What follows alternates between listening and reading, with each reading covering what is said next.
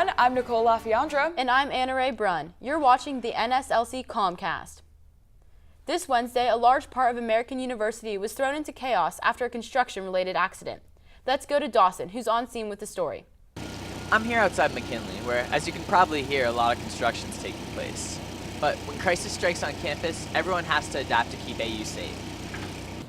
At around 8:30 a.m. this Wednesday, a backhoe fractured a gas pipe on the construction site just outside of Mary Graydon Center. At first, only MGC was evacuated, but over the course of 10 minutes, the evacuation spread to all the buildings on the west side of the quad. Many of the employees' workdays were abruptly halted to leave the buildings that were at risk. We were in the McKinley building when the alarms went off and everybody started to evacuate, but on our way into McKinley, you could smell the gas leak. We wanted to find out what the authorities at AU were specifically doing to contain the gas, so we asked this local officer. Well, I came in once the incident actually started. So, to my knowledge, we got a report of a fire alarm being pulled in the building, manual pull station. Once we got over here, we learned that it was a possible cause. It was possibly somebody smelling the odor of gas. And so that's when we went into our regular procedures as far as setting a perimeter, calling the necessary agencies or companies, so Washington Gas, our own facilities folks, DC Fire to respond so we can assess the situation properly. After all the confusion in the morning, thankfully, AU has returned to what is just another day on campus. This is Dawson Escott, signing off.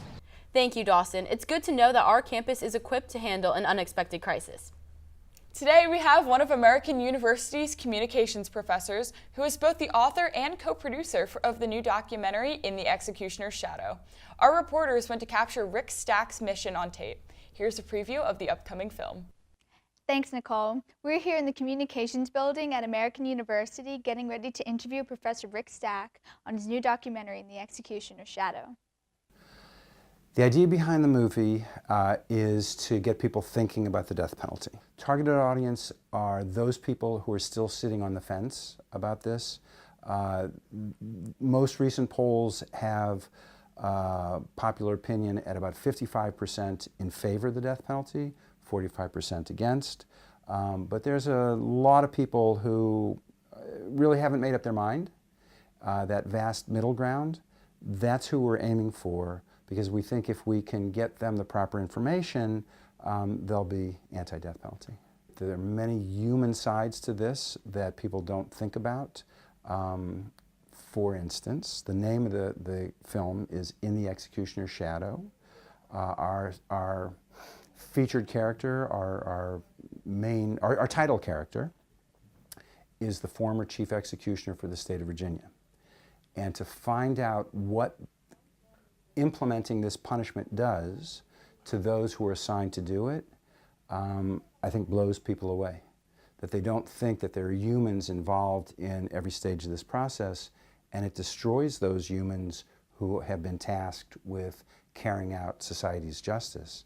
And of course, I'm not judgmental of anybody who has lost a loved one to death. So there's a variety of ways to react to that and to process that and to deal with that. And so that's something I want people to take away, is a respectful, compassionate, loving nature for those who are unfortunately involved with this whole idea of capital punishment.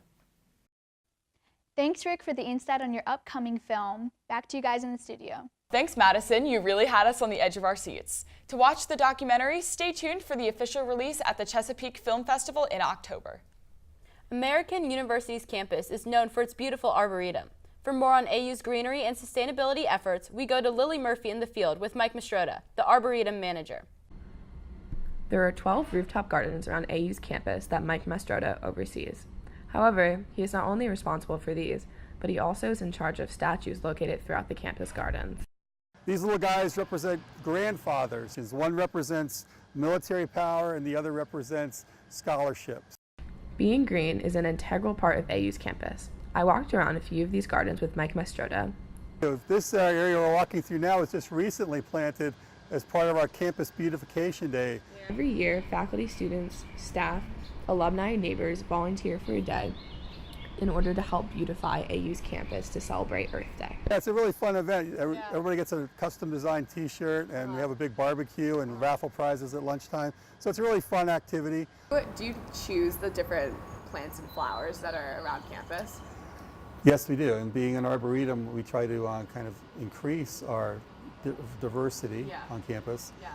We plant things that are native, of course, but also things that are not native, as long as they're not invasive or create other, environmental issues. Enjoy working with campus's arboretum?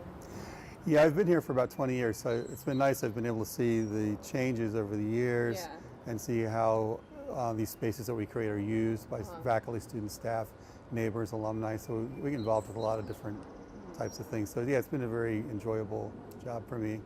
Thanks, Mike. Now back to the studio.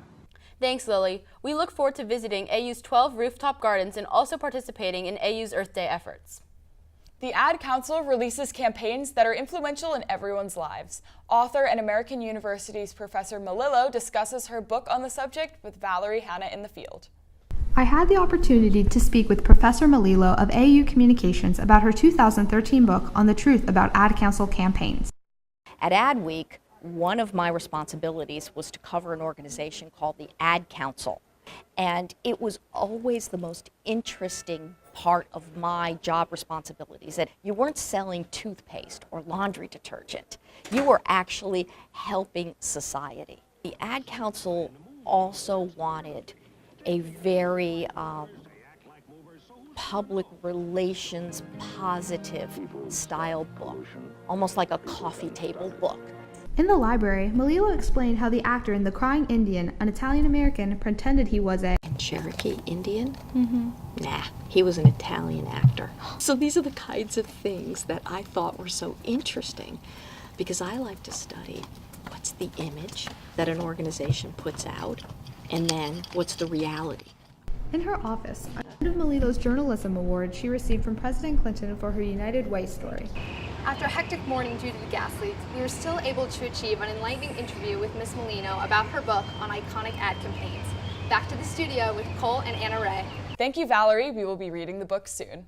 Next, we go to Phoebe Gollingsrud with Eric Paulson, the 3rd District of Minnesota's congressman. Keep watching to hear Congressman Paulson speak about his career path and goals in politics. Hi, I'm Phoebe Gollingsrud, and I'm here today at the United States Capitol in Washington, D.C. as I meet with the 3rd District Congressman of Minnesota, Eric Paulson. First, we asked him what his career path was that led him to his current position. I was a math major in college. I worked in the private sector for a while in marketing, but then I decided I wanted to do something more where I felt like I was helping people, making a difference in people's lives, and then I kind of made a change. I quit and took an internship. And that eventually led me to working on in a congressional office, and then eventually ran for office myself. Then, we asked him what changes he hoped to enact in his time in office. My interest was actually finding a career or something I could do where I felt like I was helping people and making a difference in people's lives. Finally, we asked him about which goals he has been able to accomplish in his time in office.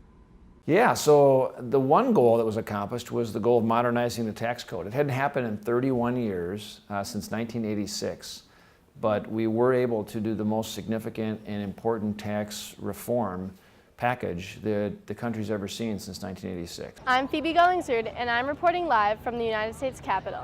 See you next time. Thanks, Phoebe. Eric Paulson is currently preparing for the elections coming up in November, which take place every 2 years. Good luck to you, Paul. Well, that's all we have for you today. I'm Nicole LaFiandro. And I'm Anna Ray Brunn. Thank you for watching the NSLC Comcast. We did it, Loki. Yeah, that was really Except good. I think that I was the messed best up run. Phoebe's name. I think that was the best run, though. Yeah, no, that was definitely the best one.